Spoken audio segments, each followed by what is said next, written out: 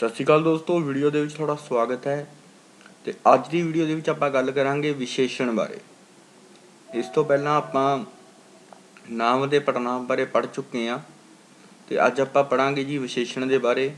ਵਿਸ਼ੇਸ਼ਣ ਕੀ ਹੁੰਦਾ ਹੈ ਅਤੇ ਕਿੰਨੀਆਂ ਇਸ ਦੀਆਂ ਕਿਸਮਾਂ ਹੁੰਦੀਆਂ ਹਨ, ਉਸ ਬਾਰੇ ਆਪਾਂ ਡਿਟੇਲ ਦੇ ਵਿੱਚ ਦੇਖਾਂਗੇ। ਉਸ ਤੋਂ ਬਾਅਦ ਅੱਜ ਦੀ ਵੀਡੀਓ ਦੇ ਵਿੱਚ ਆਪਾਂ ਐਂਡ ਦੇ ਵਿੱਚ ਕੁਐਸਚਨਸ ਵੀ ਕਰਾਂਗੇ।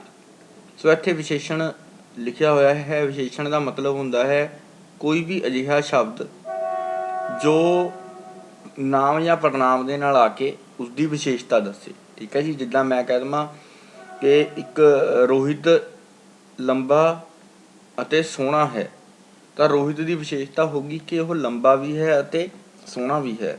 ਜਾਂ ਕਹਿ ਦਈਏ ਕਿ ਜੋ ਖਜੂਰ ਦਾ ਪੇੜ ਹੈ, ਖਜੂਰ ਦਾ ਰੁੱਖ ਹੈ, ਉਹ ਕਾਫੀ ਲੰਬਾ ਹੁੰਦਾ ਹੈ। ਜਾਂ ਸਫੈਦੇ ਦਾ ਰੁੱਖ ਕਾਫੀ ਲੰਬਾ ਹੁੰਦਾ ਹੈ। ਤਾਂ ਸਫੈਦਾ ਤੇ ਖਜੂਰ ਕੀ ਹੋ ਗਏ, ਨਾਮ ਹੋ ਗਏ, ਤੇ ਉਹਨਾਂ ਦੀ ਵਿਸ਼ੇਸ਼ਤਾ ਕੀ ਹੋ ਗਈ ਕਿ ਉਹ ਜਿਹੜੇ ਰੁੱਖ ਨੇ ਉਹ ਲੰਬੇ ਹੁੰਦੇ ਨੇ।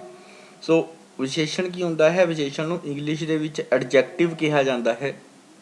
ਐਡਜੈਕਟਿਵ ਮਤਲਬ ਵੀ ਇਹੀ ਹੁੰਦਾ ਹੈ ਕਿ ਵਿਸ਼ੇਸ਼ਤਾ। ਠੀਕ ਹੈ ਜੀ। ਸੋ ਅੱਗੇ ਪਹਿਲਾਂ ਪੜ੍ਹ ਲੈਂਦੇ ਹਾਂ। ਜਿਹੜੇ ਸ਼ਬਦ ਕਿਸੇ ਨਾਮ ਜਾਂ ਪੜਨਾਮ ਸ਼ਬਦ ਨਾਲ ਆ ਕੇ ਉਸਦੀ ਵਿਸ਼ੇਸ਼ਤਾ ਪ੍ਰਗਟ ਕਰਨ। ਵਿਸ਼ੇਸ਼ਤਾ ਦਾ ਮਤਲਬ ਇਹ ਨਹੀਂ ਹੈ ਕਿ ਚੰਗਾ ਗੁਣ। ਵਿਸ਼ੇਸ਼ਤਾ ਮਤਲਬ ਕਿ ਉਸਦਾ ਕੋਈ ਵੀ ਗੁਣ ਹੋ ਸਕਦਾ ਹੈ, ਉਹ ਚੰਗਾ ਵੀ ਹੋ ਸਕਦਾ ਹੈ, ਉਹ ਮਾੜਾ ਵੀ ਹੋ ਸਕਦਾ ਹੈ। ਜਿੱਦਾਂ ਉਸਦਾ ਸੁਭਾਅ ਗੁੱਸੇ ਵਾਲਾ ਹੈ, ਤਾਂ ਉੱਥੋਂ ਉਹਦੇ ਸੁਭਾਅ ਦਾ ਪਤਾ ਲੱਗ ਗਿਆ ਕਿ ਉਹ ਗੁੱਸੇ ਵਾਲਾ ਹੈ, ਤਾਂ ਉਸਦੀ ਉਹ ਇੱਕ ਵਿਸ਼ੇਸ਼ਤਾ ਜ਼ਰੂਰ ਹੈ, ਪਰ ਉਹ ਵਿਸ਼ੇਸ਼ਤਾ ਚੰਗੀ ਜਾਂ ਮਾੜੀ ਹੋ ਸਕਦੀ ਹੈ। ਠੀਕ ਹੈ, ਉਸਦੇ ਨਾਲ ਕੋਈ ਉਹ ਨਹੀਂ ਹੈ ਕਿ ਉਹ ਵਿਸ਼ੇਸ਼ਤਾ ਹਮੇਸ਼ਾ ਵਧੀਆ ਹੋਣੀ ਚਾਹੀਦੀ ਹੈ, ਉਹ ਵਿਸ਼ੇਸ਼ਤਾ ਮਾੜੀ ਵੀ ਹੋ ਸਕਦੀ ਹੈ। ਉਸਦੀ ਵਿਸ਼ੇਸ਼ਤਾ ਪ੍ਰਗਟ ਕਰਨ ਅਤੇ ਉਹਨਾਂ ਨੂੰ ਆਮ ਤੋਂ ਖਾਸ ਬਣਾਉਣ। ਜਿੱਦਾਂ ਹੁਣ ਇੱਕ ਆਮ ਗੱਲ ਹੈ, ਕੁਝ ਮਤਲਬ ਜਿੱਦਾਂ ਖਜੂਰ ਦਾ ਪੇੜ ਲੰਬਾ ਹੈ ਤਾਂ ਖਜੂਰ ਦੀ ਅਲੱਗ ਵਿਸ਼ੇਸ਼ਤਾ ਹੋਗੀ ਬਾਕੀ ਦਰਖਤਾਂ ਨਾਲੋਂ। ਸੋ ਇਸ ਤਰੀਕੇ ਨਾਲ ਵਿਸ਼ੇਸ਼ਣ ਵਰਤੇ ਜਾਂਦੇ ਨੇ। 5 ਤਰ੍ਹਾਂ ਦੇ ਹੁੰਦੇ ਨੇ ਵਿਸ਼ੇਸ਼ਣ। ਵਿਸ਼ੇਸ਼ਣ ਦੀਆਂ 5 ਕਿਸਮਾਂ ਹੁੰਦੀਆਂ ਨੇ। ਇਹ ਵੀ ਤੁਸੀਂ ਯਾਦ ਰੱਖਣੀਆਂ ਨੇ, ਕਿਉਂਕਿ ਪਤਾ ਕੀ ਹੁੰਦਾ ਹੈ, ਪੇਪਰਾਂ ਦੇ ਵਿੱਚ ਕਈ ਵਾਰੀ ਇੱਦਾਂ ਹੀ ਪੁੱਛਿਆ ਜਾਂਦਾ ਹੈ ਵਿਸ਼ੇਸ਼ਣ ਕਿੰਨੀ ਤਰ੍ਹਾਂ ਦੇ ਹੁੰਦੇ ਨੇ। ਤਾਂ ਵਿਸ਼ੇਸ਼ਣ 5 ਤਰ੍ਹਾਂ ਦੇ ਹੁੰਦੇ ਨੇ। ਨਾਮ ਵੀ 5 ਤਰ੍ਹਾਂ ਦੇ ਹੁੰਦੇ ਨੇ। ਜਿਹੜੇ ਪੜਨਾਮ ਹੁੰਦੇ ਨੇ ਉਹ ਜਿਹੜੇ ਨੇ ਉਹ 6 ਤਰ੍ਹਾਂ ਦੇ ਹੁੰਦੇ ਨੇ। ਠੀਕ ਹੈ ਜੀ। ਸੋ ਇਸ ਤਰੀਕੇ ਨਾਲ ਤੁਸੀਂ ਯਾਦ ਰੱਖਣੇ ਨੇ ਇਹ ਵਿਸ਼ੇਸ਼ਣ 5, ਨਾਮ 5, ਪੜਨਾਮ 6 ਤਰ੍ਹਾਂ ਦੇ। ਚਲੋ ਜੀ ਅੱਗੇ ਆਪਾਂ ਕੰਟੀਨਿਊ ਕਰਦੇ ਹਾਂ। ਸੋ ਉਸ ਤੋਂ ਬਾਅਦ ਕਹਿ ਰਿਹਾ ਜਦੋਂ ਅਸੀਂ ਕਿਸੇ ਜੀਵ, ਜਗ੍ਹਾ ਜਾਂ ਵਸਤੂ ਦਾ ਗੁਣ, ਜਿੱਦਾਂ ਆਪਾਂ ਕਹਿ ਦਈਏ ਸ਼ਿਮਲੇ ਦਾ ਤਾਪਮਾਨ ਠੰਡਾ ਹੈ, ਤਾਪਮਾਨ ਘੱਟ ਹੈ, ਤਾਂ ਉੱਥੇ ਦਾ ਤਾਪਮਾਨ ਘੱਟ ਹੈ, ਸ਼ਿਮਲੇ ਸ਼ਹਿਰ ਦੀ ਵਿਸ਼ੇਸ਼ਤਾ ਹੋਊਗੀ। ਤਾਂ ਇਹ ਸਾਰੀਆਂ ਚੀਜ਼ਾਂ ਕੀ ਹੈ, ਵਿਸ਼ੇਸ਼ਤਾਵਾਂ ਹੁੰਦੀਆਂ ਨੇ। ਤੇ ਜਦੋਂ ਅਸੀਂ ਕਿਸੇ ਜੀਵ, ਜਗ੍ਹਾ ਜਾਂ ਵਸਤੂ ਦਾ ਗੁਣ, ਔਗਣ, ਰੰਗ, ਆਕਾਰ ਦਾ ਜ਼ਿਕਰ ਕਰਦੇ ਹਾਂ, ਤਾਂ ਉਸ ਵਸਤੂ ਉਹ ਜਿਹੀਆਂ ਦੂਜੀਆਂ ਵਸਤੂਆਂ ਤੋਂ ਵਿਸ਼ੇਸ਼ ਬਣ ਜਾਂਦੀ ਹੈ। ਤਾਂ ਉਹ ਵਸਤੂ ਉਹ ਜਿਹੀਆਂ ਹੋਰ ਦੂਜੀਆਂ ਵਸਤੂਆਂ ਤੋਂ ਵਿਸ਼ੇਸ਼ ਬਣ ਜਾਂਦੀ ਹੈ, ਤਾਂ ਉਸਨੂੰ ਵਿਸ਼ੇਸ਼ਣ ਕਿਹਾ ਜਾਂਦਾ ਹੈ। ਜਦੋਂ ਕਿਸੇ ਵਸਤੂ ਬਾਰੇ ਆਪਾਂ ਗੁਣ ਜਾਂ ਉਸਦਾ ਔਗਣ ਜਾਂ ਰੰਗ ਵਗੈਰਾ ਜ਼ਿਕਰ ਕਰਦੇ ਹਾਂ, ਜਿੱਦਾਂ ਮੈਂ ਕਹਿ ਦਾਂ ਇੱਕ ਮੇਰੇ ਕੋਲ ਪੈਨ ਹੈ, ਅਤੇ ਇੱਕ ਮੈਂ ਕਹਿ ਰਿਹਾ ਹਾਂ ਕਿ ਮੇਰੇ ਕੋਲ ਪੈਨ ਹੈ, ਇੱਕ ਮੈਂ ਕਹਿ ਰਿਹਾ ਮੇਰੇ ਕੋਲ ਲਾਲ ਪੈਨ ਹੈ, ਤਾਂ ਲਾਲ ਕੀ ਹੋ ਗਿਆ, ਉਸਦੀ ਵਿਸ਼ੇਸ਼ਤਾ ਹੋ ਗਈ। ਠੀਕ ਹੈ ਜੀ, ਉਸਦਾ ਰੰਗ ਪਤਾ ਲੱਗ ਗਿਆ। ਸੋ ਜਿਹੜੇ ਸ਼ਬਦ ਕਿਸੇ ਨਾਮ ਜਾਂ ਪੜਨਾਮ ਸ਼ਬਦ ਨਾਲ ਆ ਕੇ ਉਸਦੀ ਵਿਸ਼ੇਸ਼ਤਾ ਪ੍ਰਗਟ ਕਰਨ, ਉਹਨਾਂ ਨੂੰ ਆਮ ਤੋਂ ਖਾਸ ਬਣਾਉਣ, ਉਹਨਾਂ ਨੂੰ ਵਿਸ਼ੇਸ਼ਣ ਕਿਹਾ ਜਾਂਦਾ ਹੈ। ਇੰਗਲਿਸ਼ ਦੇ ਵਿੱਚ ਇਸ ਨੂੰ ਐਡਜੈਕਟਿਵ ਕਿਹਾ ਜਾਂਦਾ। ਮੈਂ ਫੇਰ ਦੱਸ ਰਿਹਾ, ਇਹ 5 ਕਿਸਮਾਂ ਹੁੰਦੀਆਂ ਨੇ ਇਸ ਦੀਆਂ, ਉਹਨਾਂ ਬਾਰੇ ਪੜ੍ਹਾਂਗੇ ਆਪਾਂ ਹੁਣੇ। ਅਤੇ ਉਸ ਤੋਂ ਬਿਨਾਂ ਫਿਲਹਾਲ ਵਿਸ਼ੇਸ਼ਣ ਦੇ ਵਿੱਚ ਇੰਨਾ ਹੀ ਤੁਸੀਂ ਯਾਦ ਰੱਖਣਾ ਹੈ। ਉਸ ਤੋਂ ਬਾਅਦ ਇਸ ਦੇ ਵਿੱਚ ਆ ਜਾਂਦਾ ਹੈ, ਜਿੱਦਾਂ ਹੁਣ ਇੱਥੇ ਆਪਾਂ ਪੜ੍ਹਾਂਗੇ, ਉਦਾਹਰਨ ਦਿੱਤੀ ਹੋਈ ਹੈ ਸਿਆਣਾ ਆਦਮੀ। ਆਦਮੀ ਕੀ ਹੈ? ਆਦਮੀ ਇੱਕ ਆਮ ਨਾਮ ਹੈ, ਪਰ ਉਸਦੇ ਨਾਲ ਜਦੋਂ ਸਿਆਣਾ ਸ਼ਬਦ ਲੱਗ ਗਿਆ, ਉਸਦੀ ਵਿਸ਼ੇਸ਼ਤਾ ਦੱਸਤੀ, ਤਾਂ ਉਹ ਕੀ ਬਣ ਗਿਆ? ਖਾਸ ਨਾਮ। ਸੋ ਸਿਆਣਾ ਆਦਮੀ, ਬੁੱਧੀਮਾਨ ਕੁੜੀ, ਇਹ ਦੋਵੇਂ ਕੀ ਨੇ? ਇਹ ਪਹਿਲਾਂ ਵੈਸੇ ਇਹ ਆਮ ਨਾਮ ਨੇ, ਕੁੜੀ ਅਤੇ ਆਦਮੀ, ਪਰ ਇਹਨਾਂ ਦੇ ਨਾਲ ਜਦੋਂ ਸਿਆਣਾ ਅਤੇ ਬੁੱਧੀਮਾਨ ਲੱਗ ਗਿਆ, ਇਹ ਕੀ ਨੇ? ਇਹ ਵਿਸ਼ੇਸ਼ਣ ਸ਼ਬਦ ਨੇ। ਠੀਕ ਹੈ ਜੀ। ਸੋ ਇੱਥੇ ਇਹ ਕੀ ਨੇ? ਵਿਸ਼ੇਸ਼ਣ ਨੇ। ਜਿਸ ਤਰ੍ਹਾਂ ਅੱਗੇ ਤੁਸੀਂ ਦੇਖ ਸਕਦੇ ਹੋ, ਅੱਗੇ ਲਿਖਿਆ ਹੋਇਆ ਛਾਲਣੀ ਬੁੱਧੀਮਾਨ ਹੈ। ਸੋ ਇਹ ਐਗਜ਼ਾਮਪਲ ਹੋ ਗਈ। ਉਸ ਤੋਂ ਬਾਅਦ ਇਸ ਦੀਆਂ 5 ਪ੍ਰਕਾਰਾਂ ਪੜ੍ਹਦੇ ਹਾਂ। सो 5 प्रकारां देखो जी, बिल्कुल ध्यान दे नाल समझ लेणियां है। पहला है गुणवाचक विशेषण, फिर दूजा है संख्यावाचक विशेषण, तीजा है परिमाणवाचक विशेषण, चौथा है निश्चयवाचक विशेषण ਅਤੇ पंजवां है पड़नामी विशेषण। ध्यान देना समझ लो, गुणवाचक विशेषण, संख्यावाचक विशेषण, परिमाणवाचक विशेषण, निश्चयवाचक विशेषण ਅਤੇ ਪੜਨਾਮੀ ਵਿਸ਼ੇਸ਼ਣ। ਹੁਣ ਆਪਾਂ ਇਹਨਾਂ ਨੂੰ ਡਿਟੇਲ ਦੇ ਵਿੱਚ ਪੜਾਂਗੇ। ਵਿਸ਼ੇਸ਼ਣ ਦੀਆਂ 5 ਕਿਸਮਾਂ ਹੁੰਦੀਆਂ ਨੇ, ਤੁਸੀਂ ਇਸ ਨੂੰ ਚੰਗੀ ਤਰ੍ਹਾਂ ਯਾਦ ਕਰ ਲੈਣਾ ਹੈ, ਕਈ ਵਾਰੀ ਇਹੀ ਪੁੱਛਿਆ ਜਾਂਦਾ ਹੈ। ਅੱਗੇ ਗੱਲ ਕਰਦੇ ਹਾਂ। ਸੋ ਪਹਿਲਾਂ ਆ ਗਿਆ ਜੀ ਗੁਣਵਾਚਕ। ਸੋ ਗੁਣਵਾਚਕ ਦਾ ਮਤਲਬ ਕੀ ਹੈ, ਜਿੱਦਾਂ ਮੈਂ ਤੁਹਾਨੂੰ ਦੱਸ ਹੀ ਰਿਹਾ ਸੀ ਕਿ ਕੋਈ ਵੀ ਗੁਣ ਦੱਸੇ ਉਹਦੇ ਵਿੱਚ ਇਹ ਜ਼ਰੂਰੀ ਨਹੀਂ ਹੈ ਕਿ ਉਹ ਚੰਗਾ ਗੁਣ ਹੈ ਜਾਂ ਮਾੜਾ ਹੈ, ਠੀਕ ਹੈ ਜੀ। ਜਿੱਦਾਂ ਇੱਥੇ ਗੁਣਵਾਚਕ ਵਿਸ਼ੇਸ਼ਣ ਆਪਾਂ ਹੁਣ ਪੜ੍ਹਨ ਲੱਗੇ ਹਾਂ। ਸੋ ਗੁਣਵਾਚਕ ਵਿਸ਼ੇਸ਼ਣ ਆਪਾਂ ਨੂੰ ਕੀ ਕਹਿੰਦਾ ਹੈ, ਇਹ ਆਪਾਂ ਨੂੰ ਕਹਿੰਦਾ ਹੈ ਜਿਹੜਾ ਸ਼ਬਦ ਕਿਸੇ ਨਾਮ ਜਾਂ ਪੜਨਾਮ ਸ਼ਬਦ ਨਾਲ ਆ ਕੇ ਉਸਦਾ ਗੁਣ ਜਾਂ ਔਗਣ ਪ੍ਰਗਟ ਕਰੇ, ਗੁਣ ਜਾਂ ਔਗਣ ਆਦਿ ਪ੍ਰਗਟ ਕਰੇ, ਉਸ ਨੂੰ ਗੁਣਵਾਚਕ ਵਿਸ਼ੇਸ਼ਣ ਕਿਹਾ ਜਾਂਦਾ ਹੈ। ਉਦਾਹਰਣ ਦੇ ਤੌਰ ਉੱਤੇ ਦੇਖ ਸਕਦੇ ਹੋ, ਉਦਾਹਰਣ ਦੇ ਤੌਰ ਉੱਤੇ ਪਤਲੀ ਕੁੜੀ, ਤਾਂ ਇੱਥੇ ਕੁੜੀ ਜੋ ਹੈ ਉਹ ਆਮ ਨਾਮ ਹੈ। पतली कुड़ी, पतली जो है वो उसका की हो गया विशेषता हो गई। सो पतली कुड़ी, सुंदर कुड़ी, सुंदर उसकी विशेषता होगी। उस तो बिना उच्ची पदवी मतलब उच्ची एक उच्ची पोजीशन कह सकते हैं। सो इस दे विच पदवी ही है, ये आम नाम है। उच्ची पदवी मतलब हायर पोजीशन, जिदा कोई IAS लग गया या कोई ICS लग गया।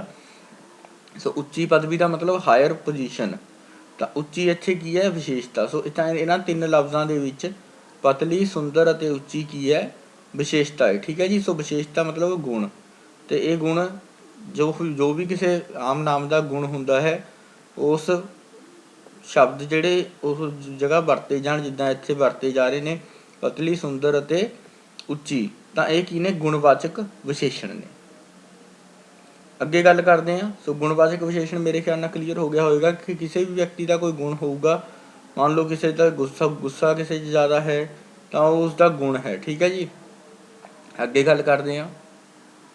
ਉਪਰੋਕਤ ਸ਼ਬਦਾਂ ਵਿੱਚ ਵਾਕਾਂ ਵਿੱਚ ਪਤਲੀ, ਸੁੰਦਰ ਅਤੇ ਉੱਚੀ ਗੁਣਵਾਚਕ ਵਿਸ਼ੇਸ਼ਣ ਹਨ, ਠੀਕ ਹੈ। ਇਸ ਤੋਂ ਬਾਅਦ ਆ ਗਿਆ ਜੀ ਆਪਣਾ ਸੰਖਿਆਵਾਚਕ ਵਿਸ਼ੇਸ਼ਣ। ਅੱਜ ਦੀ ਵੀਡੀਓ ਨੂੰ ਤੁਸੀਂ ਕੰਪਲੀਟ ਦੇਖਣਾ ਹੈ। ਅੱਜ ਦੀ ਵੀਡੀਓ ਦੇ ਵਿੱਚ ਆਪਾਂ ਨਾਮ, ਪੜਨਾਮ ਅਤੇ ਵਿਸ਼ੇਸ਼ਣ ਦੇ ਕੁਐਸਚਨ ਵੀ ਕਰਾਂਗੇ। ਉਸ ਤੋਂ ਬਾਅਦ ਆ ਗਿਆ ਸੰਖਿਆਵਾਚਕ ਵਿਸ਼ੇਸ਼ਣ। ਸੰਖਿਆਵਾਚਕ, ਸੰਖਿਆ ਦਾ ਮਤਲਬ ਤੁਹਾਨੂੰ ਪਤਾ ਹੀ ਹੈ, ਸੰਖਿਆ ਦਾ ਮਤਲਬ ਹੁੰਦਾ ਹੈ ਗਿਣਤੀ, ਠੀਕ ਹੈ ਜੀ। ਜਿਹੜੇ ਸ਼ਬਦਾਂ ਤੋਂ ਨਾਮ ਜਾਂ ਪੜਨਾਮ ਦੀ ਸੰਖਿਆ, ਭਾਰ ਜਾਂ ਗਿਣਤੀ ਦਾ ਗਿਆਨ ਹੋਵੇ, ਉਹਨਾਂ ਨੂੰ ਸੰਖਿਆਵਾਚਕ ਵਿਸ਼ੇਸ਼ਣ ਕਿਹਾ ਜਾਂਦਾ ਹੈ। ਉਦਾਹਰਣ ਦੇ ਤੌਰ ਉੱਤੇ ਦੇਖ ਸਕਦੇ ਹੋ। ਪਹਿਲਾਂ ਤਾਂ ਇਹ ਹੈ ਕਿ ਜਿਹੜੇ ਨਾਮ ਜਾਂ ਪੜਨਾਮ ਦੇ ਨਾਲ ਜਿੱਥੋਂ ਸੰਖਿਆ ਦਾ ਪਤਾ ਲੱਗੇ, ਮੰਨ ਲਓ ਜਿੱਦਾਂ ਕਹਿ ਦਿੰਦੇ ਹਾਂ ਕਿ ਤਾਰ ਉੱਤੇ 2 ਕਬੂਤਰ ਬੈਠੇ ਹਨ, ਤਾਰ ਉੱਤੇ 2 ਕਬੂਤਰ ਬੈਠੇ ਹਨ, ਤਾਂ ਉਹ ਜਿਹੜੇ ਕਬੂਤਰ ਨੇ ਉਹਨਾਂ ਦੀ ਗਿਣਤੀ ਦਾ ਕਿੱਥੋਂ ਪਤਾ ਲੱਗ ਰਿਹਾ 2 ਤੋਂ, ਤਾਂ 2 ਕੀ ਹੋ ਗਿਆ ਉਸਦੇ ਵਿੱਚ 2 ਸੰਖਿਆਵਾਚਕ ਵਿਸ਼ੇਸ਼ਣ ਹੋ ਗਿਆ। ਸੋ ਇਸ ਤਰੀਕੇ ਨਾਲ ਤੁਸੀਂ ਵਿਸ਼ੇਸ਼ਣ ਨੂੰ, ਸੰਖਿਆਵਾਚਕ ਨੂੰ ਸਮਝਣਾ ਹੈ। ਹੁਣ ਹੋਰ ਉਦਾਹਰਨਾਂ ਦੇਖਦੇ ਨੇ। ਕਹਿ ਰਿਹਾ ਹੈ ਮੇਰੇ ਕੋਲ 50 ਰੁਪਏ ਹਨ, ਤਾਂ ਰੁਪਏ ਕੀ ਹੋ ਗਏ, ਰੁਪਏ ਤਾਂ ਦੇਖੋ ਆਮ ਨਾਮ ਹੋ ਗਿਆ, ਅਤੇ 50 ਕੀ ਹੋ ਗਿਆ, 50 ਉਸ ਨਾਮ ਦੀ ਵਿਸ਼ੇਸ਼ਤਾ ਹੋ ਗਈ, ਨਾਮ ਜਾਂ ਪੜਨਾਮ ਦੀ, ਕਿ ਕਿੰਨੇ ਪੈਸੇ ਆ ਉਸ ਕੋਲ 50 ਰੁਪਏ।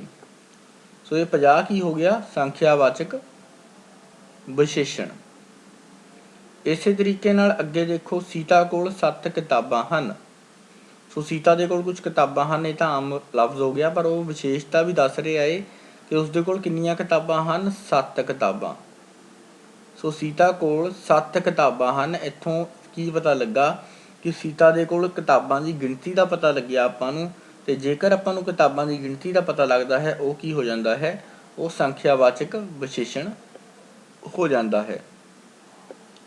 ਸੋ ਮੇਰੇ ਖਿਆਲ ਨਾਲ ਇੰਨਾ ਆਪਾਂ ਨੂੰ ਕਲੀਅਰ ਹੋ ਗਿਆ ਹੋਵੇਗਾ ਕਿ ਗੁਣਵਾਚਕ ਵਿਸ਼ੇਸ਼ਣ ਅਤੇ ਸੰਖਿਆਵਾਚਕ ਵਿਸ਼ੇਸ਼ਣ ਦੋਵੇਂ ਕੀ ਹੁੰਦੇ ਨੇ। ਹੁਣ ਆਪਾਂ ਇੱਥੇ ਪੜ੍ਹ ਲੈਂਦੇ ਹਾਂ। ਉਪਰੋਕਤ ਵਾਕਾਂ ਵਿੱਚ 7 ਅਤੇ 50 ਸੰਖਿਆਵਾਚਕ ਵਿਸ਼ੇਸ਼ਣ ਹਨ। ਇਸ ਤੋਂ ਬਿਨਾਂ ਹੋਰ ਐਗਜ਼ਾਮਪਲਾਂ ਵੀ ਲੈ ਸਕਦੇ ਹਨ, ਜਿੱਦਾਂ ਮੇਰੇ ਕੋਲ 2 ਮੋਬਾਈਲ ਹਨ।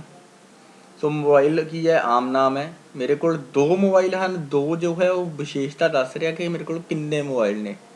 ਸੋ ਉਹ ਵਿਸ਼ੇਸ਼ਤਾ ਸੰਖਿਆਵਾਚਕ ਵਿਸ਼ੇਸ਼ਣ ਹੈ। ਸੰਖਿਆਵਾਚਕ ਦਾ ਮਤਲਬ ਕਿ ਜਿਹੜਾ ਮੈਨੂੰ ਸੰਖਿਆ, ਭਾਰ ਜਾਂ ਗਿਣਤੀ ਬਾਰੇ ਦੱਸੇ ਜਿਸ ਨਾਮ ਜਾਂ ਪੜਨਾਮ ਦੀ, ਉਸ ਨੂੰ ਸੰਖਿਆਵਾਚਕ ਵਿਸ਼ੇਸ਼ਣ ਕਿਹਾ ਜਾਂਦਾ ਹੈ। ਚੰਗੀ ਤਰੀਕੇ ਨਾਲ ਪੜ੍ਹ ਲੈਣਾ ਹੈ। ਜੇਕਰ ਇਸ PDF ਦੀ ਤੁਹਾਨੂੰ ਜ਼ਰੂਰਤ ਲੱਗਦੀ ਹੈ ਤਾਂ ਤੁਸੀਂ ਮੇਰੇ WhatsApp ਨੰਬਰ ਦੇ ਉੱਤੇ ਮੈਸੇਜ ਕਰ ਸਕਦੇ ਹੋ। ਮੈਂ ਇਹ PDF ਤੁਹਾਨੂੰ ਫ੍ਰੀ ਆਫ ਕਾਸਟ ਸੈਂਡ ਕਰ ਦਾਂਗਾ। ਸੰਖਿਆਵਾਚਕ ਵਿਸ਼ੇਸ਼ਣ ਹੋ ਗਿਆ ਜੀ। ਉਸ ਤੋਂ ਬਾਅਦ ਆ ਗਿਆ ਪਰਿਮਾਣਵਾਚਕ। ਪਰਿਮਾਣਵਾਚਕ ਦਾ ਮਤਲਬ ਹੁੰਦਾ ਹੈ ਜਿਹੜੇ ਸ਼ਬਦਾਂ ਤੋਂ ਨਾਮ ਪੜਨਾਮ ਦੀ ਮਿਣਤੀ, ਮਾਪ ਜਾਂ ਤੇਲ ਦਾ ਗਿਆਨ ਹੋਵੇ ਉਸ ਨੂੰ ਪਰਿਮਾਣ, ਮਤਲਬ ਜਿੱਦਾਂ ਮਿਣਿਆ ਜਾ ਸਕੇ ਕਿਸੇ ਨੂੰ ਥੋੜ੍ਹਾ ਬਹੁਤਾ। ਜਿੱਦਾਂ ਉਦਾਹਰਣ ਲੈ ਲਓ, ਉਹਦੇ ਕੋਲ ਬਹੁਤ ਧਨ ਹੈ, ਤਾਂ ਇੱਥੇ ਜਿਹੜਾ ਲਫ਼ਜ਼ ਬਹੁਤ ਯੂਜ਼ ਕੀਤਾ ਗਿਆ ਹੈ ਉਹ ਕੀ ਹੈ, ਉਹ ਪਰਿਮਾਣ ਹੈ। ਮਤਲਬ ਉਹ ਦੱਸ ਰਿਹਾ ਹੈ ਵੀ ਉਸਦੇ ਕੋਲ ਕਿੰਨਾ ਹੈ। ਪਰਿਮਾਣ ਦਾ ਮਤਲਬ ਹੁੰਦਾ ਹੈ ਮਿਣਨਾ।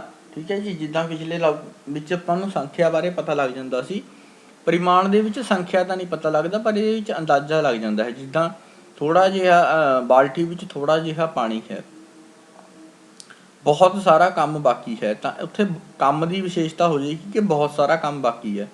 ਜਿੱਦਾਂ ਇੱਥੇ ਲਿਖਿਆ ਹੋਇਆ ਥੋੜ੍ਹਾ ਕੰਮ ਬਾਕੀ ਹੈ, ਤਾਂ ਥੋੜ੍ਹਾ ਕੀ ਹੈ, ਮਤਲਬ ਕੰਮ ਤਾਂ ਕਰਨਾ ਹੈ, ਕੰਮ ਦੀ ਵਿਸ਼ੇਸ਼ਤਾ ਕੀ ਹੈ ਕਿ ਉਹ ਥੋੜ੍ਹਾ ਹੈ।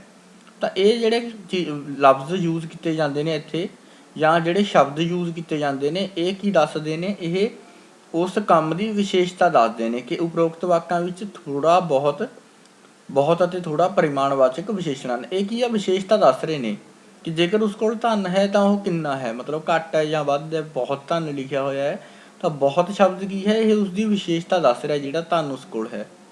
ਇਸੇ ਤਰੀਕੇ ਨਾਲ ਜਿਹੜਾ ਕੰਮ ਹੈ, ਕੰਮ ਦੀ ਵਿਸ਼ੇਸ਼ਤਾ ਦੱਸ ਰਿਹਾ ਹੈ ਕਿ ਥੋੜ੍ਹਾ ਕੰਮ ਬਾਕੀ ਹੈ, ਤਾਂ ਕੰਮ ਦੀ ਵਿਸ਼ੇਸ਼ਤਾ ਹੋਗੀ ਕਿ ਜਿੰਨਾ ਜਿਹੜਾ ਕੰਮ ਕਰਨਾ ਹੈ ਉਹ ਬਹੁਤ ਜ਼ਿਆਦਾ ਨਹੀਂ ਆ, ਉਹ ਥੋੜ੍ਹਾ ਹੈ। ਸੋ ਇਹਨਾਂ ਨੂੰ ਕਿਹਾ ਜਾਂਦਾ ਹੈ ਪਰਿਮਾਣਵਾਚਕ ਵਿਸ਼ੇਸ਼ਣ। ਇਸ ਤੋਂ ਬਾਅਦ ਆ ਜਾਂਦਾ ਹੈ ਨਿਸ਼ਚੈਵਾਚਕ। ਠੀਕ ਹੈ ਜੀ। ਸੋ ਨਿਸ਼ਚੈਵਾਚਕ ਦੇਖੋ, ਕਹਿ ਰਿਹਾ ਹੈ ਜਿਹੜੇ ਸ਼ਬਦ ਨਾਮ ਜਾਂ ਪੜਨਾਮ ਵੱਲ ਨਿਸ਼ਚੈ ਪੂਰਵਕ ਸੰਕੇਤ ਕਰੇ ਅਤੇ ਉਸ ਨੂੰ ਆਮ ਤੋਂ ਵਿਸ਼ੇਸ਼ ਬਣਾਏ, ਉਸ ਨੂੰ ਨਿਸ਼ਚੈਵਾਚਕ ਵਿਸ਼ੇਸ਼ਣ ਕਿਹਾ ਜਾਂਦਾ ਹੈ।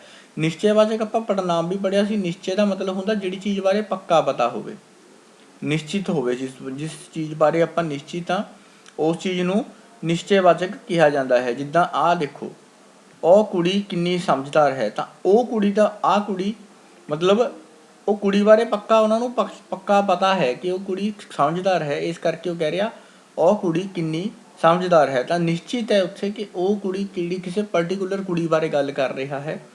ਜਾਂ ਇੱਥੇ ਆਹ ਫੁੱਲ ਕਿੰਨਾ ਸੋਹਣਾ ਹੈ, ਤਾਂ ਆਹ ਫੁੱਲ ਮਤਲਬ ਕਿਸੇ ਪਰਟੀਕੂਲਰ ਫੁੱਲ ਦੀ ਗੱਲ ਹੋ ਰਹੀ ਹੈ, ਕਿਸੇ ਪਰਟੀਕੂਲਰ ਪੱਕੀ ਚੀਜ਼ ਬਾਰੇ ਪਤਾ ਹੈ ਆਪਾਂ ਨੂੰ, ਆਪਾਂ ਉਸ ਬਾਰੇ ਗੱਲ ਕਰ ਰਹੇ ਹਾਂ। ਇੱਦਾਂ ਨਹੀਂ ਹੈ ਕਿ ਆਪਾਂ ਨੂੰ ਨਹੀਂ ਪਤਾ, ਆਪਾਂ ਨੂੰ ਬਿਲਕੁਲ ਉਹ ਚੀਜ਼ ਬਾਰੇ ਪਤਾ ਹੋਏਗਾ।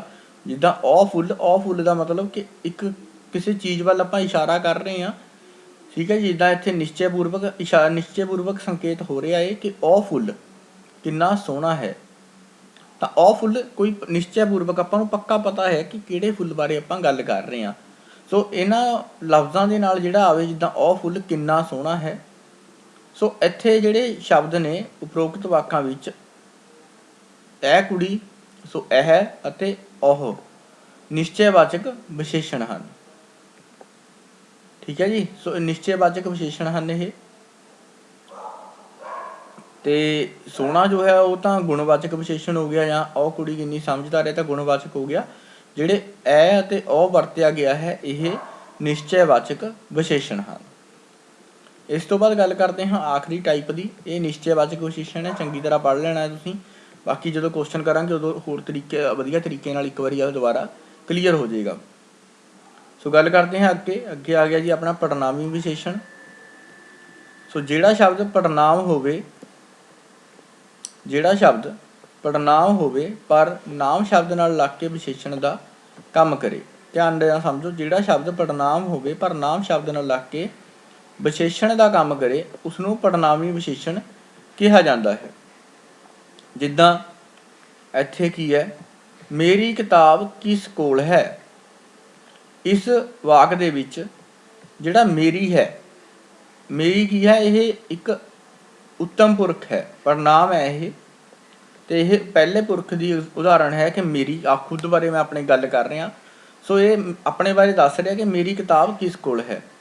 ਤਾਂ ਇੱਥੇ ਵੈਸੇ ਅਗਰ ਇਹ ਦੇਖਿਆ ਜਾਵੇ ਤਾਂ ਮੇਰੀ ਕੀ ਹੋਣਾ ਚਾਹੀਦਾ, ਇਹ ਪੜਨਾਮ ਹੋਣਾ ਚਾਹੀਦਾ ਹੈ, ਪਰ ਇਹ ਕਿਤਾਬ ਦੇ ਨਾਲ ਲੱਗ ਗਿਆ ਹੈ ਮੇਰੀ ਕਿਤਾਬ। ਸੋ ਇੱਕ ਵਿਸ਼ੇਸ਼ਤਾ ਹੋ ਗਈ ਕਿ ਮੇਰੀ ਕਿਤਾਬ ਕਿਸ ਦੇ ਕੋਲ ਹੈ।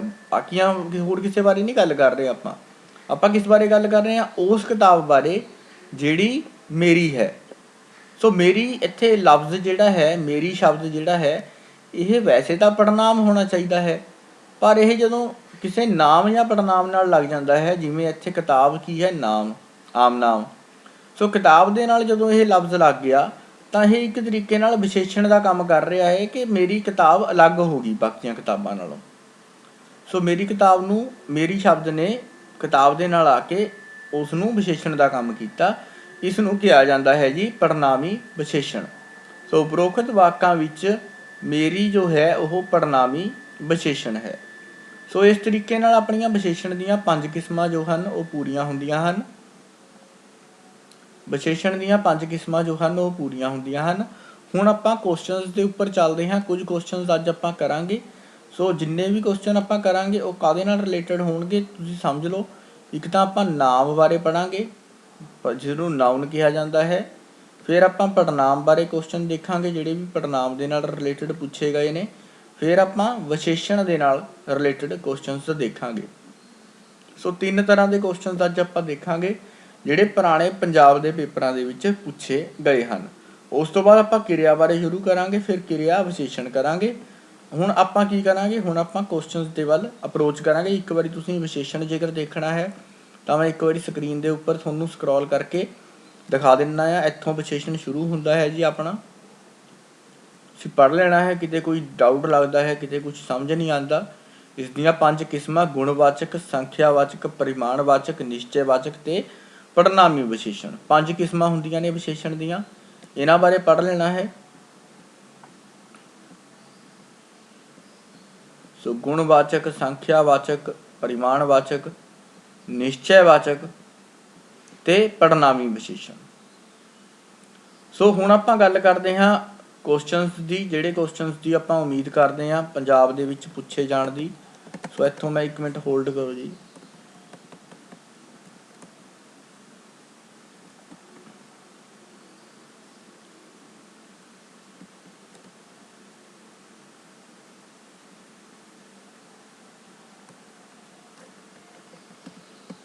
ਸੋ ਇੱਥੋਂ ਸ਼ੁਰੂ ਕਰਦੇ ਹਾਂ ਜੀ। ਸੋ ਸਭ ਤੋਂ ਪਹਿਲਾਂ ਕੁਐਸਚਨ ਆਪਣੇ ਕੋਲ ਆ ਰਿਹਾ ਹੈ ਕਿ ਗੁਰਮੁਖੀ ਕੀ ਹੈ। ਮੈਂ ਇੱਥੋਂ ਉਹ ਕੁਐਸਚਨ ਲਵਾਂਗਾ ਜਿਹੜੇ ਆਪਾਂ ਕਰ ਚੁੱਕੇ ਹਾਂ, ਬਾਕੀ ਕੁਐਸਚਨਸ ਮੈਂ ਸਾਰੇ ਨਹੀਂ ਲਵਾਂਗਾ। ਸੋ ਗੁਰਮੁਖੀ ਕੀ ਹੈ ਜੀ? ਗੁਰਮੁਖੀ ਇੱਕ ਲਿਪੀ ਹੈ। ਸੋ ਗੁਰਮੁਖੀ ਕੀ ਹੈ? ਇੱਕ ਲਿਪੀ ਹੈ। ਪੰਜਾਬੀ ਭਾਸ਼ਾ ਨੂੰ ਲਿਖਣ ਦੇ ਲਈ ਇਸ ਲਿਪੀ ਦੀ ਵਰਤੋਂ ਕੀਤੀ ਜਾਂਦੀ ਹੈ। ਸੋ ਇਹ ਕੁਐਸਚਨ ਪੁੱਛਿਆ ਜਾਂਦਾ ਹੈ। ਦੇਖੋ ਮੈਨੇਜਰ HR ਦੇ ਵਿੱਚ ਪੁੱਛਿਆ ਗਿਆ ਹੈ ਇਹ ਕੁਐਸਚਨ। ਇਸ ਤੋਂ ਬਾਅਦ ਚੱਲਦੇ ਹਾਂ ਅੱਗੇ।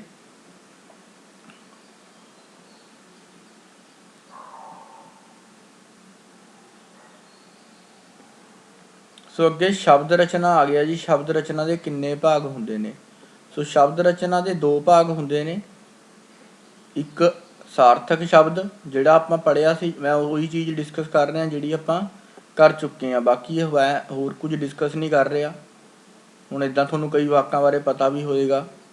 ਸ਼ੁੱਧ ਮੁਹਾਵਰਾ ਚੁਣਨਾ ਹੈ ਤਾਂ ਤੁਸੀਂ ਚੁਣ ਸਕਦੇ ਹੋ ਇੱਥੇ, ਪਰ ਫਿਰ ਵੀ ਮੈਂ ਤੁਹਾਨੂੰ ਉਹ ਚੀਜ਼ ਕਰਵਾ ਰਿਹਾ ਇੱਥੇ ਜਿਹੜੀ ਆਪਾਂ ਕਵਰ ਕਰ ਚੁੱਕੇ ਹਾਂ। ਸਾਰਥਕ ਸ਼ਬਦ ਹੁੰਦੇ ਨੇ ਤੇ ਦੂਜੇ ਹੁੰਦੇ ਨੇ ਨਿਰਾਰਥਕ। ਜਿਨ੍ਹਾਂ ਦਾ ਕੋਈ ਅਰਥ ਹੁੰਦਾ ਹੈ ਉਹ ਹੁੰਦੇ ਨੇ ਸਾਰਥਕ ਤੇ ਦੂਸਰੇ ਹੁੰਦੇ ਨੇ ਨਿਰਾਰਥਕ। ਸੋ ਸ਼ਬਦ ਰਚਨਾ ਦੇ 2 ਪ੍ਰਕਾਰ ਦੇ ਸ਼ਬਦ ਹੁੰਦੇ ਨੇ। ਸੋ ਇਹਨਾਂ ਨੂੰ ਤੁਸੀਂ ਯਾਦ ਰੱਖਣਾ ਹੈ ਹਮੇਸ਼ਾ ਕਿ ਇੱਕ ਸਾਰਥਕ ਸ਼ਬਦ ਹੁੰਦੇ ਨੇ ਤੇ ਇੱਕ ਨਿਰਾਰਥਕ ਸ਼ਬਦ ਹੁੰਦੇ ਨੇ। ਨਿਰਾਰਥਕ ਜਿਨ੍ਹਾਂ ਦਾ ਕੋਈ ਅਰਥ ਨਹੀਂ ਹੁੰਦਾ, ਸਾਰਥਕ ਉਹ ਜਿਨ੍ਹਾਂ ਦਾ ਕੋਈ ਅਰਥ ਹੁੰਦਾ ਹੈ। ਅੱਗੇ ਚੱਲਦੇ ਹਾਂ ਜੀ।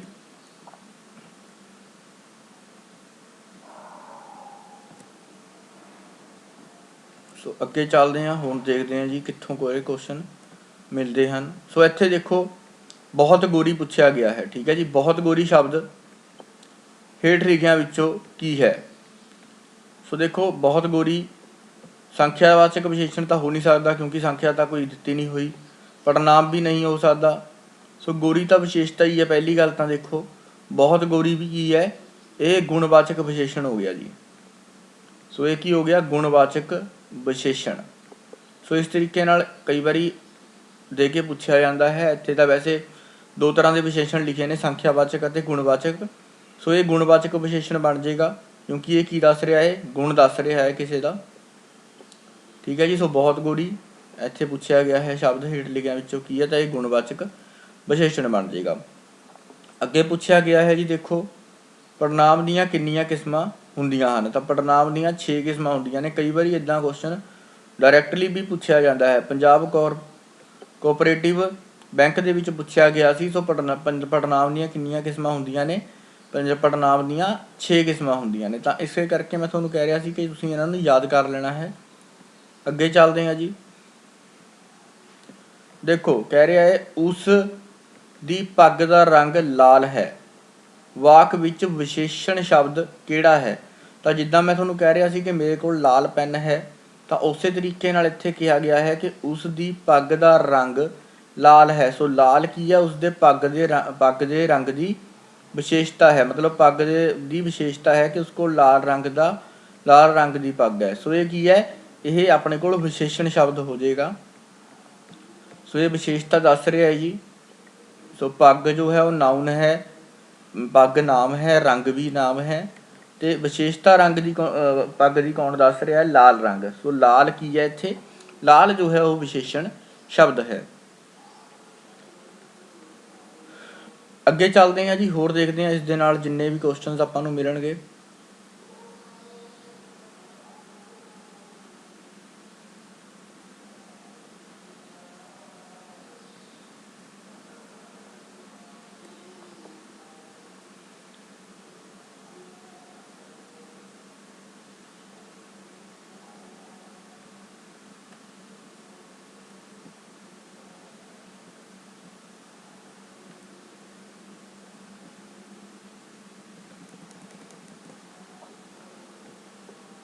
अगे आ गया जी प्रश्नवाचक विशेषण चुनो। तो प्रश्नवाचक विशेषण केड़ा, मतलब प्रश्नवाचक जिहड़ा विशेषण प्रश्न पूछे। ठीक है जी। सो प्रश्नवाचक विशेषण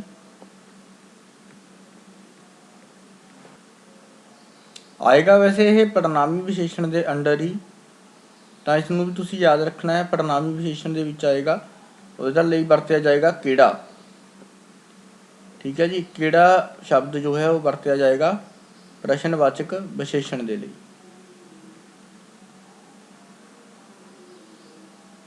ਜਾਂ ਇੱਥੇ प्रश्नवाचक विशेषण नहीं आएगा, प्रश्नवाचक पड़नाम आएगा।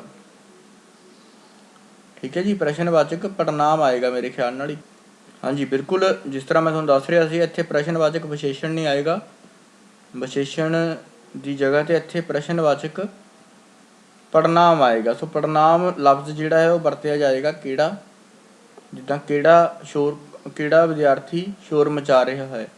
तो केड़ा उत्थे की हो गया जी, प्रश्नवाचक विशेषण नहीं होया, वो प्रश्नवाचक पड़नाम होया। सो पड़नाम इत्थे आएगा, प्रश्नवाचक पड़नाम चुनना है। तो उत्थे ओहो मैं तुसीं ये सारे की ने, ये प्रश्नवाचक पड़नाम नहीं हैं। प्रश्नवाचक पड़नाम अपना बनेगा केड़ा। जिद्दां केड़ा शोर मचा रहा है, केड़ा विद्यार्थी कल हाज़र नहीं सी। सो इस तरीके नाल केड़ा की है, प्रश्नवाचक पड़नाम है। इत्थे विशेषण लिखा होया, विशेषण नहीं आएगा। सो ये प्रश्नवाचक की होएगा, प्रश्नवाचक पड़नाम होवेगा। अगे चलते हैं जी। सो अगे चलते हैं, अगे होर क्वेश्चन देखते हैं किहड़े किहड़े मिलते हैं। देखो संख्यावाचक विशेषण कहा गया है इत्थे सिलेक्ट करन नूं कि संख्यावाचक विशेषण चुनो। तो एक, बहुत सारे, कोई कोई, केड़ा। तो इत्थे संख्यावाचक दे विच वैसे एक आना चाहिए है, एक संख्या है। बहुत सारे तो परिमाणवाचक हो जाएगा, तो कोई कोई या केड़ा भी परिमाणवाचक ही हो जाएगा। इत्थे एक आंसर आना चाहिए है जी, संख्यावाचक विशेषण चुनना है तो संख्यावाचक एक आएगा। ठीक है जी। कई बार आंसर के थोड़ी बहुत दिक्कत आ जाती है। सो इत्थे एक आएगा, तो बाकी संख्यावाचक विशेषण गिणती होंदी है। सो गिणती के विचों आपां नूं जो विशेषता पता लगेगी उसनूं संख्यावाचक विशेषण कहा जाता है। तो इत्थे एक आना चाहिए मेरे ख्याल नाल। अगे चलते हैं, थोड़े बहुत आंसर इन्ने सही है नहीं आने इस दे विच। अगे आ गया जी विशेषण किन्नी प्रकार के होंदे ने। सो विशेषण किन्नी प्रकार के होंदे ने, ਪਹਿਲਾਂ ਵੀ ਇਹ ਕੁਐਸਚਨ ਆਇਆ ਸੀ, ਵਿਸ਼ੇਸ਼ਣ 5 ਪ੍ਰਕਾਰ ਦੇ ਹੁੰਦੇ ਨੇ।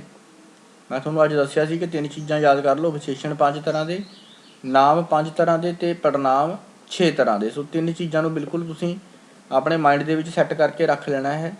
ਬਹੁਤ ਵਾਰੀ ਇਹਨਾਂ ਦੇ ਵਿੱਚੋਂ ਕੁਐਸਚਨ ਪੁੱਛਿਆ ਜਾਂਦਾ ਹੈ। ਅੱਗੇ ਚੱਲਦੇ ਹਾਂ ਜੀ। ਦੇਖੋ ਪੜਨਾਮੀ ਵਿਸ਼ੇਸ਼ਣ, ਅੱਗੇ ਹੁਣ ਇਹ ਕੁਐਸਚਨ ਪੁੱਛਿਆ ਗਿਆ ਹੈ ਕਿ ਪੜਨਾਮੀ ਵਿਸ਼ੇਸ਼ਣ ਚੁਣੋ। ਹੁਣ ਦੇਖੋ ਕੌਣ ਸ਼ਬਦ ਕੀ ਹੈ,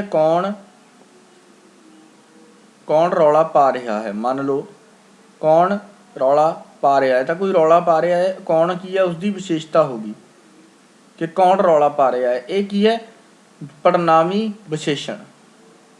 ਜਾਂ ਕੌਣ ਗੀਤ ਗਾ ਰਿਹਾ ਹੈ, ਗੀਤ ਗਾ ਰਿਹਾ ਕੋਈ, ਪਰ ਉਹਦੇ ਬਾਰੇ ਆਪਾਂ ਨੂੰ ਪਤਾ ਨਹੀਂ ਹੈ, ਉਹਦੀ ਜਗ੍ਹਾ 'ਤੇ ਜਿਹੜਾ ਪੜਨਾਮ ਵਰਤਿਆ ਉਸਦੀ ਵਿਸ਼ੇਸ਼ਤਾ ਦੱਸ ਰਿਹਾ ਕਿ ਕੋਈ ਪਰਸਨ ਹੈ ਉਹ ਗੀਤ ਗਾ ਰਿਹਾ ਹੈ। ਕੌਣ ਖੇਡ ਰਿਹਾ ਹੈ, ਕੌਣ ਬੋਲ ਰਿਹਾ ਹੈ, ਤਾਂ ਇੱਥੇ ਕੀ ਹੋ ਗਿਆ, ਕੌਣ ਕੀ ਹੋ ਗਿਆ, ਉਹ ਵਿਸ਼ੇਸ਼ਣ ਹੋ ਗਿਆ, ਪਰ ਇਹ ਹੈ ਕੀ ਹੈ, ਇੱਕ ਪੜਨਾਮ ਸ਼ਬਦ ਹੈ। ਪਰ ਜਦੋਂ ਇਹ ਕੌਣ ਕਿਸੇ ਦੇ ਨਾਲ ਆ ਜਾਂਦਾ ਹੈ, ਮਤਲਬ ਕੌਣ ਗੀਤ ਗਾ ਰਿਹਾ ਹੈ, ਤਾਂ ਕੌਣ ਗੀਤ ਦੇ ਨਾਲ ਲੱਗ ਗਿਆ, ਤਾਂ ਕੌਣ ਗੀਤ ਗਾ ਰਿਹਾ ਹੈ, ਫਿਰ ਇਹ ਪੜਨਾਮੀ ਵਿਸ਼ੇਸ਼ਣ ਬਣ ਜਾਂਦਾ ਹੈ। ਠੀਕ ਹੈ ਜੀ। ਕੌਣ ਕੀ ਹੋ ਗਿਆ, ਕੌਣ ਵਿਸ਼ੇਸ਼ਤਾ, ਕੌਣ ਦੀ ਵਿਸ਼ੇਸ਼ਤਾ ਇਹ ਹੋਗੀ ਕਿ ਕੌਣ ਇੱਕ ਪਰਸਨ ਹੈ ਜੋ ਗੀਤ ਗਾ ਰਿਹਾ ਹੈ, ਤਾਂ ਉਸਦੀ ਵਿਸ਼ੇਸ਼ਤਾ ਹੋਗੀ ਕਿ ਉਹ ਗੀਤ ਗਾ ਰਿਹਾ ਹੈ। ਕੌਣ ਇੱਥੇ ਕੀ ਹੋ ਗਿਆ, ਕੌਣ ਪੜਨਾਮੀ ਵਿਸ਼ੇਸ਼ਣ ਹੋ ਗਿਆ। ਸੋ ਇਸ ਬਾਰੇ, ਪੜਨਾਮੀ ਵਿਸ਼ੇਸ਼ਣ ਬਾਰੇ ਤੁਸੀਂ ਚੰਗੀ ਤਰ੍ਹਾਂ ਪੜ੍ਹ ਲੈਣਾ ਹੈ। ਉਦਾਹਰਨਾਂ ਮੈਂ ਇੱਕ ਵਾਰੀ ਤੁਹਾਨੂੰ ਲਿਖ ਕੇ ਵੀ ਦੇ ਦਾਂਗਾ। ਅੱਗੇ ਚੱਲਦੇ ਹਾਂ ਜੀ। ਸੋ ਇੱਥੋਂ ਨਾਮ ਸ਼ਬਦ ਚੁਣਨਾ ਹੈ, ਇਹਨਾਂ ਦੇ ਵਿੱਚੋਂ ਨਾਮ ਸ਼ਬਦ। ਸੋ ਤੇਜ ਜੋ ਹੈ ਉਹ ਵੀ ਵਿਸ਼ੇਸ਼ਤਾ ਹੈ, ਹੱਸਣਾ ਉਹ ਵੀ ਵਿਸ਼ੇਸ਼ਤਾ ਹੈ, ਉਹ ਇਹ ਪੜਨਾਮ ਹੈ। ਅਤੇ ਜਿਹੜੇ ਕੁਰਸੀ ਲਫ਼ਜ਼ ਹੈ, ਕੁਰਸੀ ਕੀ ਹੈ ਇੱਥੇ, ਕੁਰਸੀ ਸ਼ਬਦ ਜੋ ਹੈ ਇਹ ਆਪਣਾ ਨਾਮ ਹੋ ਜਾਏਗਾ, ਨਾਊਨ। ਅੱਗੇ ਫਿਰ ਉੱਦਾਂ ਦਾ ਹੀ ਕੁਐਸਚਨ ਜਿੱਦਾਂ ਦਾ ਆਪਾਂ ਪਹਿਲਾਂ ਕਰਕੇ ਹਟੇ ਹਾਂ ਕਿ ਪੜਨਾਮ ਦੀਆਂ ਕਿੰਨੀਆਂ ਕਿਸਮਾਂ ਹੁੰਦੀਆਂ ਨੇ, ਅਤੇ ਪੜਨਾਮ ਦੀਆਂ 6 ਕਿਸਮਾਂ ਹੁੰਦੀਆਂ ਨੇ। ਅੱਗੇ ਆ ਗਿਆ ਜੀ ਪਰਿਮਾਣਵਾਚਕ। ਸੋ ਪਰਿਮਾਣ ਦੇ ਵਿੱਚ ਤੁਹਾਨੂੰ ਪਤਾ ਹੀ ਹੈ ਕਿ ਪਰਿਮਾਣ ਦੇ ਵਿੱਚ ਜੋ ਚੀਜ਼ ਮਿਣੀ ਹੋਵੇ ਉਸ ਨੂੰ ਕਹਿੰਦੇ ਨੇ ਪੜਨਾਮ। ਜਿੱਦਾਂ ਕਾਲਾ ਗੋਰਾ ਹੈ ਉਹ ਵਿਸ਼ੇਸ਼ਤਾ ਰੰਗ ਦੀ ਹੋ ਗਈ, ਸੋ ਇਹ ਗੁਣਵਾਚਕ ਵਿਸ਼ੇਸ਼ਤਾ ਹੈ ਕਾਲਾ ਗੋਰਾ। ਤੁਹਾਡਾ ਘਰ ਇਹ ਵੀ ਵਿਸ਼ੇਸ਼ਤਾ ਤਾਂ ਹੈ, ਪਰ ਇਹ ਜੋ ਹੈ ਇਹ ਨਿਸ਼ਚੈਵਾਚਕ ਹੋਏਗਾ, ਤੁਹਾਡਾ ਘਰ। ਅਤੇ ਇਸ ਦੇ ਵਿੱਚ 5 ਮੀਟਰ ਜੋ ਹੈ ਇਹ ਆਪਣਾ ਪਰਿਮਾਣਵਾਚਕ ਬਣੇਗਾ। ਸੋ ਪਰਿਮਾਣ ਦਾ ਮਤਲਬ ਜਿੱਥੋਂ ਆਪਾਂ ਨੇ ਕੀ ਕੀਤਾ ਹੋਏ, ਮਿਣਿਆ, ਮਤਲਬ ਮਿਣੀ ਹੋਈ ਚੀਜ਼ ਹੈ ਜਾਂ ਤੋਲੀ ਹੋਈ ਚੀਜ਼ ਹੈ, ਉਸਨੂੰ ਪਰਿਮਾਣ ਕਹਿ ਦਿੰਦੇ ਨੇ। ਸੋ ਪਰਿਮਾਣਵਾਚਕ ਦੇ ਵਿੱਚ ਆ ਜਾਏਗਾ 5 ਮੀਟਰ। ਸੋ ਅੱਗੇ ਚੱਲਦੇ ਹਾਂ ਜੀ। ਅੱਗੇ ਹੋਰ ਦੇਖਦੇ ਹਾਂ ਕਿੱਦਾਂ ਦੇ ਕੁਐਸਚਨ ਪੁੱਛੇ ਗਏ ਨੇ। ਇਹ ਪੁਰਾਣੇ ਕੁਐਸਚਨਸ ਨੇ ਜਿਹੜੀਆਂ ਇੱਥੇ ਪੁੱਛਿਆ ਗਿਆ ਹੈ। ਪੰਜਾਬੀ ਭਾਸ਼ਾ ਨੂੰ ਲਿਖਣ ਲਈ ਕਿਹੜੀ ਲਿਪੀ ਦੀ ਵਰਤੋਂ ਕੀਤੀ ਜਾਂਦੀ ਹੈ। ਠੀਕ ਹੈ ਜੀ। ਸੋ ਪੰਜਾਬੀ ਭਾਸ਼ਾ ਨੂੰ ਲਿਖਣ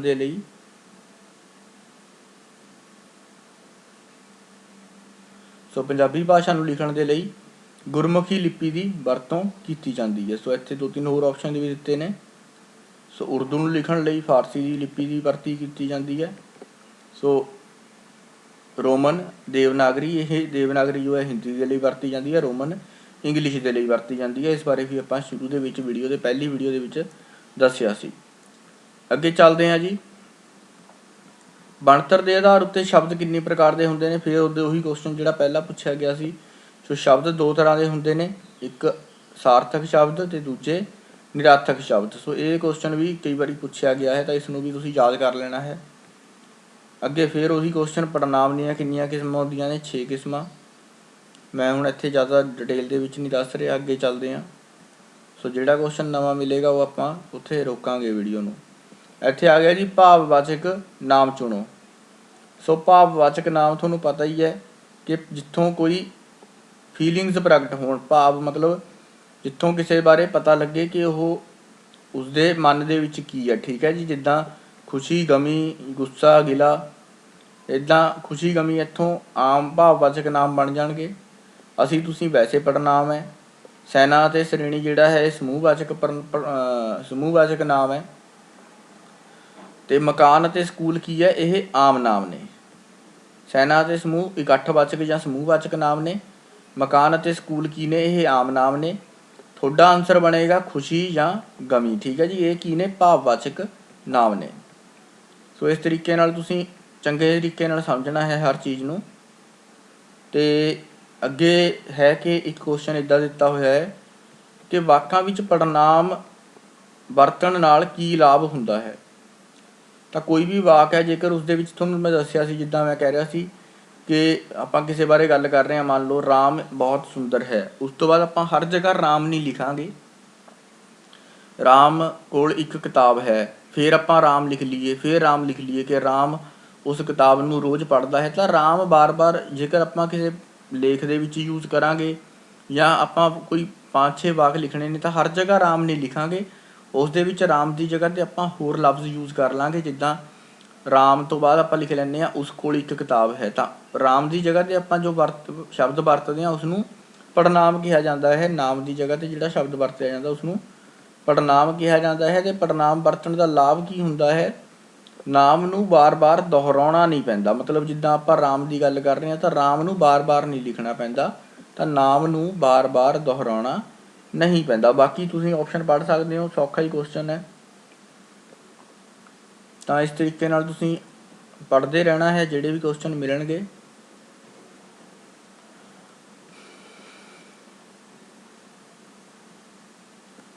ਅੱਗੇ ਫਿਰ ਉਹੀ ਕੁਐਸਚਨ ਹੈ, ਨਾਮ ਸ਼ਬਦ ਚੁਣਨਾ ਹੈ, ਤਾਂ ਇਸ ਦੇ ਵਿੱਚ ਕੁਰਸੀ ਆ ਜਾਏਗਾ। ਮੇਰੇ ਖਿਆਲ ਨਾਲ ਉਹੀ ਕੁਐਸਚਨ ਸ਼ਾਇਦ ਰਿਪੀਟ ਹੋ ਗਿਆ। ਪੜਨਾਮ ਦੀਆਂ ਕਿਸਮਾਂ 6 ਹੁੰਦੀਆਂ ਨੇ ਜੀ, ਬਿਲਕੁਲ ਉਹੀ ਕੁਐਸਚਨ ਰਿਪੀਟ ਹੋ ਗਏ ਮੇਰੇ ਖਿਆਲ ਨਾਲ। ਅੱਗੇ ਚੱਲਦੇ ਹਾਂ।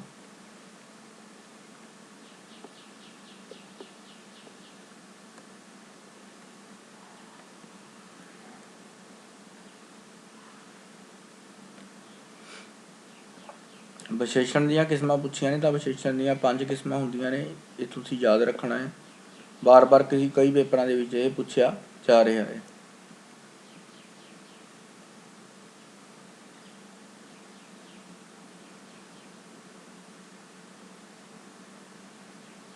ਪੜਨਾਮ ਦੀਆਂ ਕਿਸਮਾਂ 6 ਹੁੰਦੀਆਂ ਨੇ।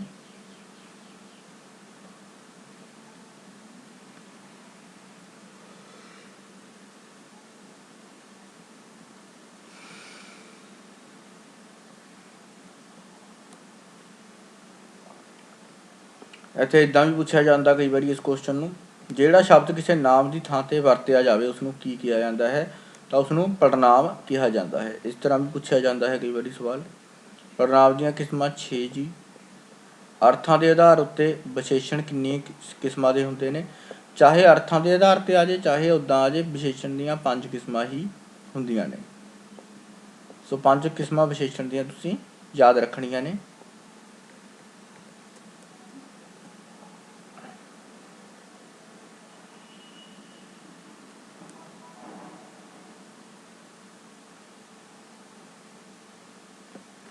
ਗੁਰਮੁਖੀ ਲਿਪੀ ਵਿੱਚ ਕਿੰਨੇ ਅੱਖਰ ਹਨ?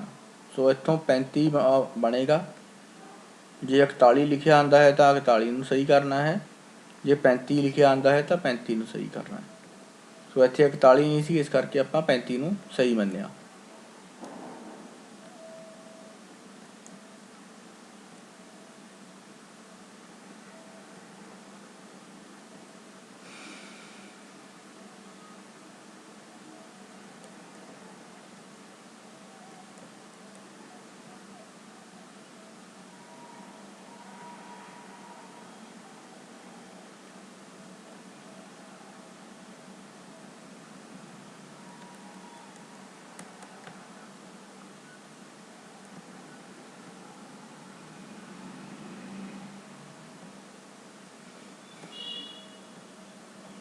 ਸੋ ਬਾਕੀ ਕੁਐਸਚਨਸ ਜਿਹੜੇ ਹਨ ਉਹ ਹੌਲੀ ਹੌਲੀ ਆਉਣਗੇ। ਤਾਂ ਇੱਥੋਂ ਆਪਾਂ ਨੂੰ ਜਿੰਨੇ ਕੁ ਕੁਐਸਚਨ ਮਿਲ ਰਹੇ ਸੀ